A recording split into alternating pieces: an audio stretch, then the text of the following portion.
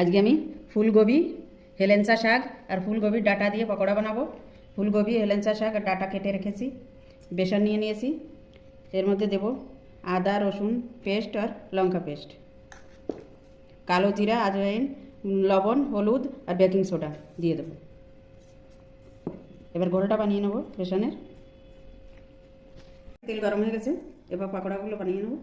আগে হেলেঞ্চা শাকেরটা দিয়ে দেবো।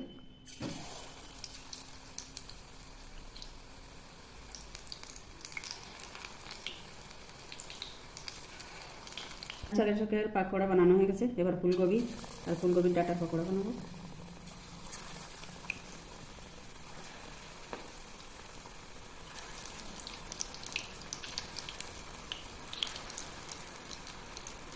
ফুলকপি হেলেঞ্চা শাক আর ফুলকপির ডাঁটার পকোড়া হয়ে গেছে। আমার ভিডিওটা যদি ভালো লেগে থাকে লাইক করবেন, শেয়ার করবেন, সাবস্ক্রাইব করবেন।